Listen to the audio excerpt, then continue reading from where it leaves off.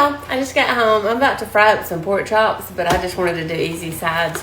So I'm gonna make some Red Lobster cheddar bay biscuits and some Kraft macaroni. First I need to get me some grease heating up. I always use peanut oil. I'm gonna get 2 medium-sized bowls. Let me go wash this up. Thin boneless pork loins. Now that I got my pork ready, I'm going to put some Sure Shot Sid's gunpowder seasoning. I got this in my Amazon storefront. But I'm just going to put that on each side of all of the pork chops. You don't have to be exact because I'm just going to pour buttermilk over it. You can put an egg in here too if you want to, but really you just need them to be wet. So I put a little buttermilk on them, not much. And I'm going to be using Hal's Cajun fry batter. This is on her website. I'm just going to put some of it in a bowl. I'm going to start with a little more than half. I like to get me a cookie shootout that this will fit into, so you'll have somewhere to put them and they won't get soggy. Give me some water going into that macaroni. Her fry batter's already seasoned. If you want it a little spicier or if you want some other seasoning in it, it's okay to add to it if you want to.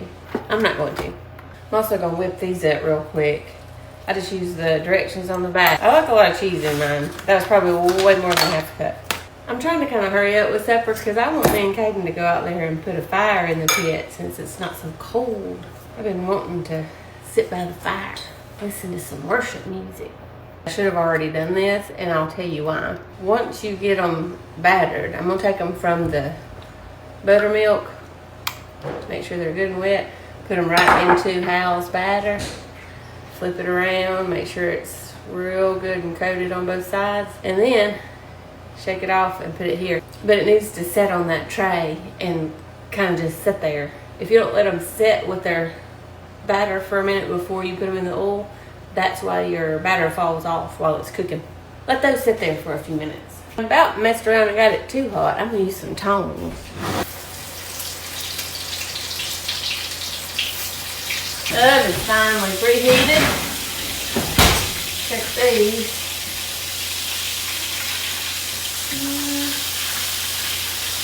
They're getting close to being ready to turn. We'll make this macaroni up. When I do the box macaroni like that, especially this Kraft kind, I put this cheese in it. But I also put 2 slices of this plastic cheese that everybody hates so much. It makes it so much better with that. And a little splash of milk. And a little pat of butter. Just a little splash. Tablespoon of butter. I'm just going to set that back on there.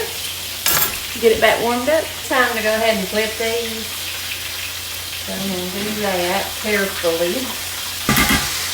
Use your meat thermometer. If you don't have one, get this one from Tyfer. I love it because it reads instantly. You don't have to stand there and wait around a lot.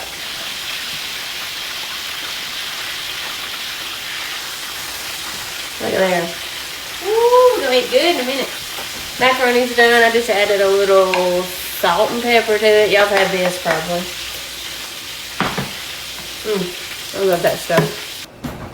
Bread's done. I'm just going to take and stir that seasoning back up in there. Brush it all over these. And if you want to, after you do this, you can pop these back into the oven and dry them a little bit. We never do. Let's fix Caden's plate.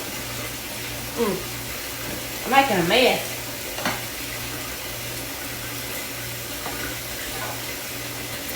That's what it looks like. I know it's a yellow plate. We happen to like yellow plates around here. Mind your business. I cut him a piece so he could taste test it for y'all.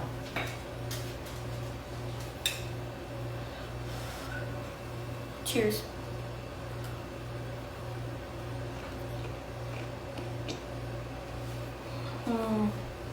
Really good. Is it spicy? No, ma'am. No, ma'am. All right, we're about to go eat. I love you. Stay classy.